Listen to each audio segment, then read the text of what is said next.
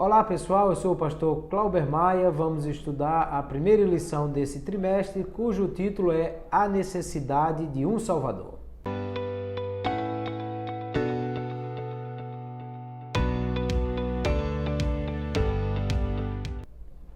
Nós estamos iniciando o primeiro trimestre de 2020, estamos estudando novo tema, nova lição, e vamos estudar sobre Jesus Cristo, Filho do Homem, Filho de Deus. Ou seja, o assunto desse trimestre é Cristologia, o estudo da doutrina a respeito de Jesus Cristo.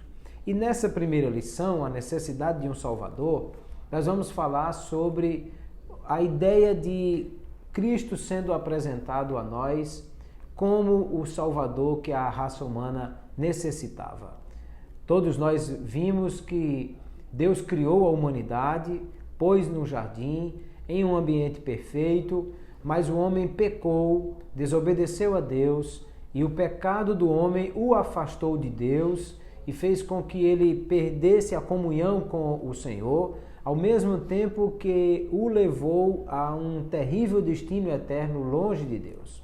Mas o mesmo Deus que criou o homem, quando chega ao momento de comunhão com o homem e que o homem havia pecado, ele pergunta: aonde estás, Adão? Ou seja, Deus estava buscando o Adão, o homem que ele fez, que ele por amor o buscava e não queria que ele se perdesse ou se afastasse.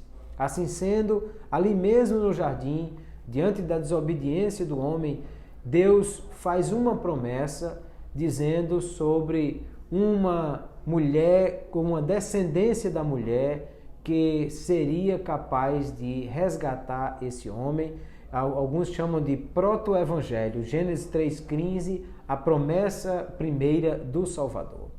Mas não só essa promessa, ao longo do Antigo Testamento, Deus fez outras promessas que nós chamamos de profecias, palavras divinas que apresentavam coisas que iriam acontecer, e muitas dessas promessas e profecias apontavam para a vinda de um Salvador, o Messias. Daí porque são chamadas de profecias messiânicas. E a Bíblia vai dizer em Gênesis 49 que ele viria da tribo de Judá, vai dizer que era Gênesis 17, que seria o descendente de Abraão, vai dizer Samuel capítulo 7 que ele seria da casa de Davi, vai dizer Isaías 7,14 que ele nasceria de uma virgem, vai dizer em Miqueias 5,2 que ele nasceria na cidade de Belém de Judá.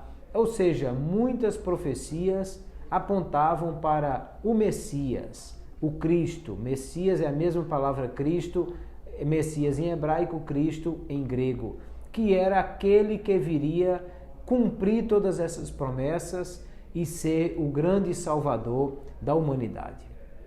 Até que veio Jesus Cristo, Filho de Deus, nascido de Maria, e aí as profecias começaram a se cumprir. Ele nasceu de Maria, que era uma virgem, foi concebido pelo Espírito Santo. Ela estava noiva para casar com José, que era da casa de Davi. E por causa do recenseamento que César convocou, eles foram a Belém, de onde ele era natural, a fim de recensear-se, mas o propósito, na verdade, era Jesus nascer em Belém, que era a cidade de Davi, e assim ele cumpria essa profecia. Mas quando crescido, ele voltou para a Galiléia e foi morar em Nazaré para que se cumprisse a profecia que ele seria um nazareno. Ali ele iniciou seu ministério na Galiléia, porque Isaías 9 diz: um menino nos nasceu, um filho se nos deu, mas ele diz que a Galiléia dos gentios é o lugar que estava em trevas e que viu a luz. Então ali Jesus começa o seu ministério na Galiléia, em Nazaré, para ser chamado o Nazareno e para cumprir todas essas profecias. Qual é a ideia que aí está associada? É de que a raça humana estava longe de Deus e precisava de um Salvador. E Deus apresentou à humanidade quem seria esse Salvador, quais as suas características, como ele viria, tudo isso através de profecias que ao longo do Antigo Testamento foram apresentando quem era o Messias. Mas não só isso, Deus proveu que Jesus cumprisse todas essas profecias. Josh McDowell, um apologista americano, diz que são 382 profecias do Antigo Testamento que foram cumpridas na pessoa de Jesus Cristo, exatamente para que tudo viesse a mostrar à humanidade que o Salvador prometido desde o Éden era Jesus Cristo, que viria não somente para nascer cumprindo as profecias, mas também para desempenhar o seu ministério cumprindo as profecias e até mesmo morrer cumprindo as profecias. Na cruz, quando alguém vai quebrar as pernas dos que estão crucificados para apressar a morte, percebe-se que Jesus já estava morto e não quebraram as pernas dele. E João capítulo 19, 36 diz, para que se cumprisse a profecia que dizia, nenhum osso será quebrado.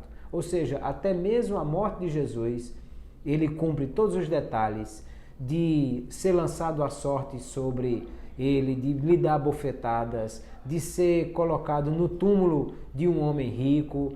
E todas essas profecias se cumpriram para dizer apenas uma coisa: Jesus Cristo, de Nazaré, filho de Maria, é o Messias prometido, que Deus havia mostrado todas as características dele com antecedência e que agora se cumpriam para nossa alegria.